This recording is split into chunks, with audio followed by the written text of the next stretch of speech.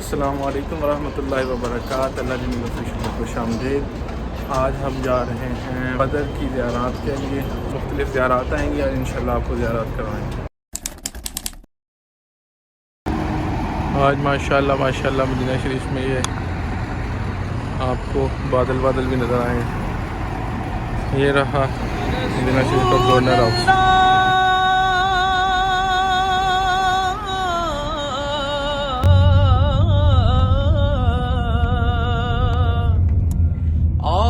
دل کو راس بھی تمہیں ہو، غم شناس بھی تمہیں ہو، اس دل کی آس بھی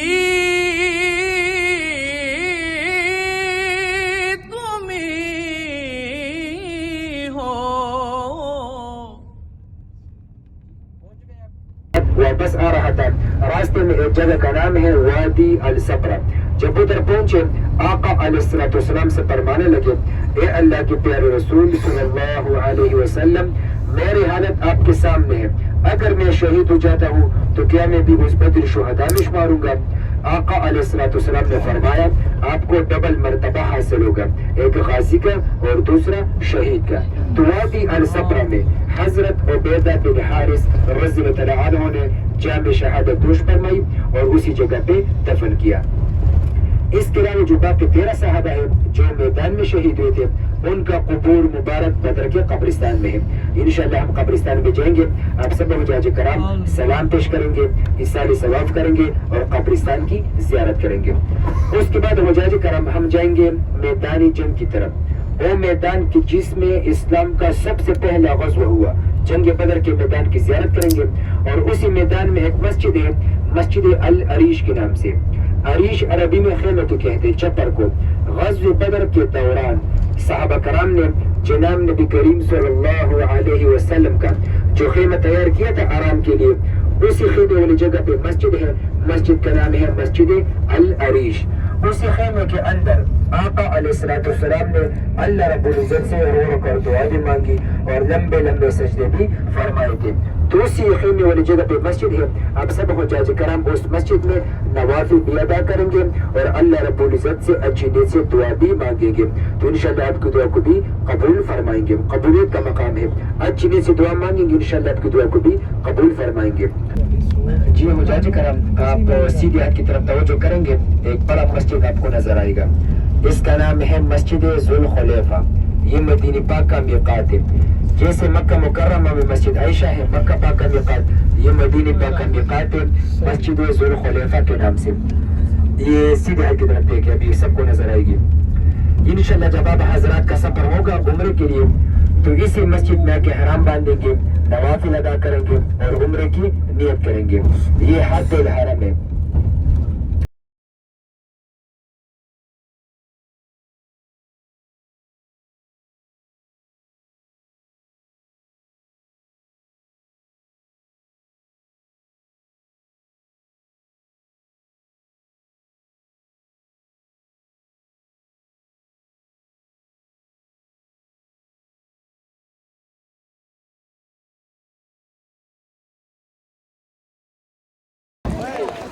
ابھی جی پہلے پوائنٹ پہ ہم رکے ہیں، پیچھے بر روحہ چھوڑ دیا چونکہ وہاں پہ رش کافی تھا، واپسی بھی وہاں پہ رکیں گے۔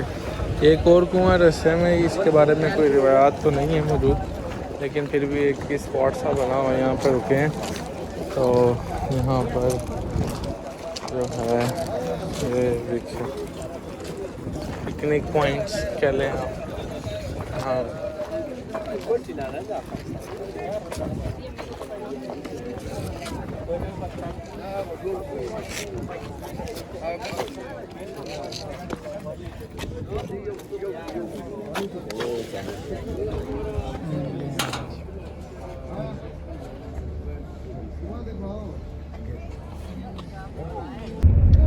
صحابی رسول حضرت ابو ذر غفاری رضی اللہ عنہ کا خاندان قبیلہ اسی جگہ پہ آباد تھا۔ اب انشاءاللہ آپ حضرات کو مکانات نظر آئیں گے، 1450 سال پہلے مکان۔ آپ حضرات ان مکانات کے زیارت کریں اور غور و فکر کریں۔ یہ پہاڑ کے پیچھے بھی نظر نظر آئیں گے انشاءاللہ. چھوٹے چھوٹے پتھروں سے گھر بنائے تھے. بستی ابو ذر غفاری. یہ دیکھیں سیدھے حق کی طرف توجہ کریں. یہ دیکھیں دروازے کھڑکیاں سب چیزیں نظر آتے ہیں. چھوٹے چھوٹے پتھروں سے گھر بنائے تھے اور یہ پہاڑ کے اوپر تک. یہ بہت بڑا قبیلہ ادھر آباد تھا. پہاڑ کے اوپر تک دیکھیں. آپ سب حجاج کرام اس مکانات کی زیارت کریں اور غور و فکر کریں کہ کیسے صحابہ کرام نے زندگی گزاری, اس دنیا سے چلے گئے. نہ گیس کا بندوبست, نہ پانی کا بندوبست, نہ بجلی کا بندوبست, لیکن ان حضرات نے کبھی بھی فجر کا نماز نہیں چھوڑی, جو آج کل ہمارے لیے مشکل ہوتی ہے. ہم کتنے نرم ملائم بستروں پہ سوتے ہیں لیکن پھر بھی ہم سے فجر کا نماز قضا ہوتی ہے. اور علماء بتاتے ہیں کہ فجر کا نماز شیطان کا پہلا شکست ہے دن میں. اس زمانے میں اسی جگہ پہ بستی ابو ذر غفاری میں کھجور کا منڈی لگا کرتی تھی. تو ابھی ہم داخل ہو چکے ہیں بستی الحمرہ میں. ابھی یہ کھجور کے باغ کچے مکانات نظر آئیں گے. یہ ہے بستی الحمرہ.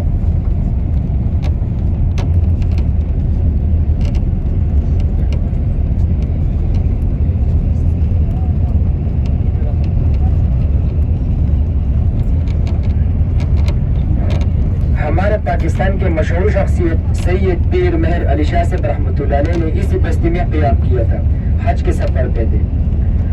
غزوہ خندق مدینہ میں ہوئی, لیکن اسلام کا پہلا غزوہ بدر اتنا دور کیوں ہوئی, اس کا کیا وجہ بنی, کیا پس منظر تھا, مختصر سن لیں.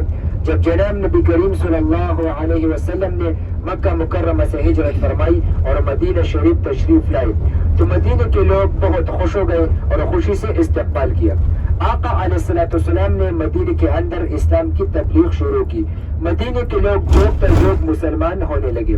جب اس بات کا پتہ چلا مکہ کے کفار کو تو کفاروں نے سازشیں شروع کی اور میٹنگ میں بیٹھ گئی. میٹنگ میں باتیں ہو گئی کہ ہم ایک قافلہ تیار کریں گے اور وہ بھیجیں گے ملک شام.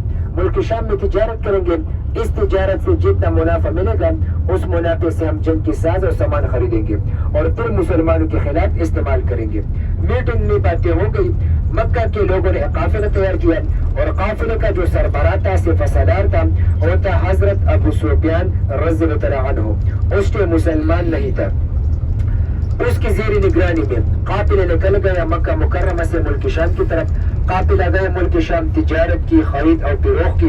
جب یہ قافلہ واپس آ رہا تھا تو جناب نبی کریم صلی اللہ علیہ وسلم کو اطلاع ملی کہ ایک سازش قافلہ آ رہا ہے اور ان کے یہ ارادے ہیں.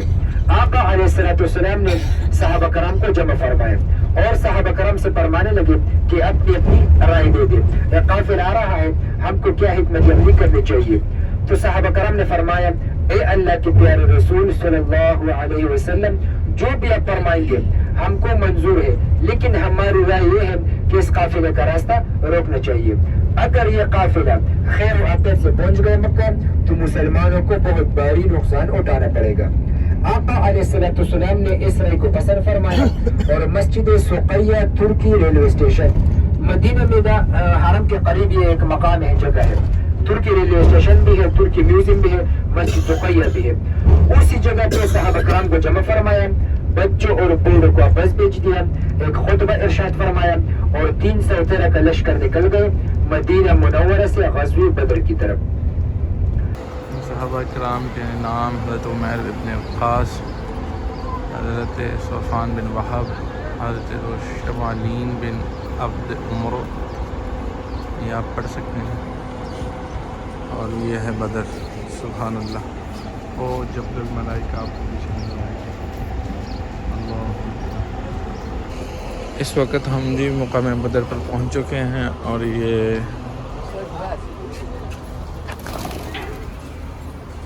دیکھیے ماشاء اللہ یہاں پر 13 صحابہ کرام جو شہدائے بدر ہیں وہ یہاں پر دفن ہیں. اللہم صلی علی محمد وعلی آل محمد کما صلیت علی ابراہیم وعلی آل ابراہیم انک حمید مجید. اللہم بارک علی محمد وعلی آل محمد کما بارکت علی ابراہیم وعلی آل ابراہیم انک حمید مجید. بسم اللہ الرحمن الرحیم. الحمد للہ رب العالمین الرحمن الرحیم. يوم الدين إياك نعبد وإياك نستعين اهدنا الصراط المستقيم صراط الذين أنعمت عليهم غير المغضوب عليهم ولا الضالين آمين بسم الله بسم الله الرحمن الرحيم قل هو الله أحد الله الصمد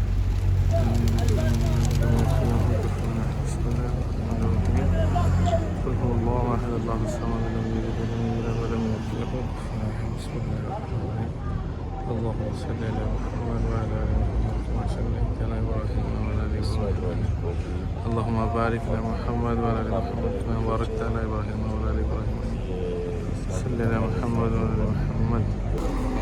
یہ یہاں پر ان کے پاس مختلف چیزیں بھی ہیں ہر پوائنٹ پہ یہ جس طرح ہوتا ہے معاملہ. تو ماشاءاللہ یہ پورا شہر بدر کا جو ہے یہ قبرستان ہے. اس میں الحمدللہ زیارت کی جو توفیق اللہ تعالیٰ نے دی.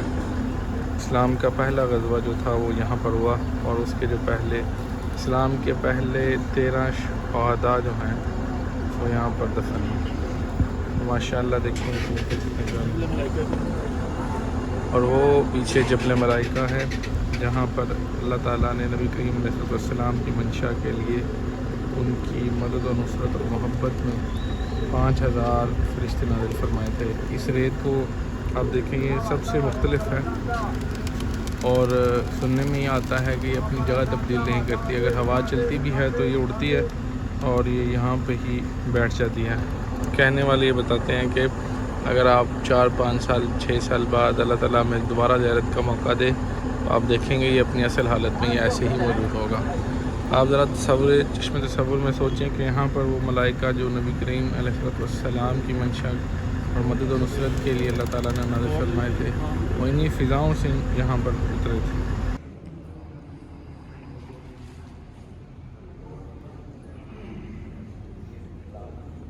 جہاں پر یہ کوئی بلسان جڑی بوٹی ہے وہ بیچتے ہیں, اس کا روغن بھی ہوتا ہے اور اس کو خشک کر کے بھی بیچتے ہیں.